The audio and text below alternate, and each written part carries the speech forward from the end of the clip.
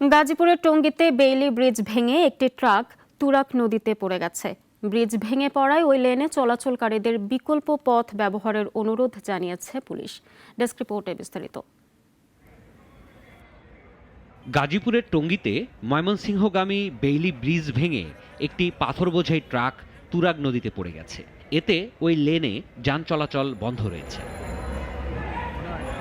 ভোরে পাথর বোঝাই ট্রাকটি পুরনো বেইলি ব্রিজ ভেঙে তুরাগ নদীতে পড়ে। প্রত্যক্ষদর্শীরা জানান, ঘটনার পরপরই ট্রাক রেখে পালিয়ে যায় চালক ও হেলপার। প্রতিনিয়ত হাজার উপর গাড়ি চলাচল করে। কিছুদিন আগে দুই পাশে দুটা সাইনবোর্ড ছিল, লেখা ছিল যে ঝুঁকিপূর্ণ, গাড়ি যানবাহন চলা নিষেধ। গাজীপুর সড়ক ও জনপথ বিভাগ বলছে, বিআরটি প্রকল্প কাজের জন্য 2022 সালে ব্রিজটি নির্মাণ করা হয়েছিল। এটি হালকা যানবাহন চলাচলের জন্য নির্ধারিত ছিল, কিন্তু রাতের অন্ধকারে আইনের চোখ ফাঁকি দিয়ে এটি দিয়ে ভারী যানবাহন চলাচল করত, যে কারণে এ দুর্ঘটনা। এই ব্রিজটা অস্থায়ী 6 মাসের জন্য করা হয়েছিল, এটা সম্ভবত 22 সালে,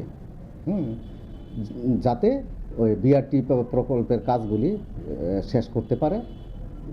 তারপর এই আজকে 2 বছর হয়ে গেছে, এটা মানে এখনো করা হয় না।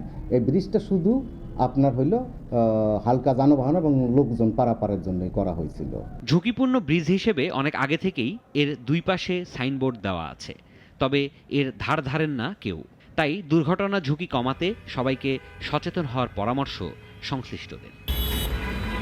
সিরাজুম মুনির, শুভ, নাগরিক।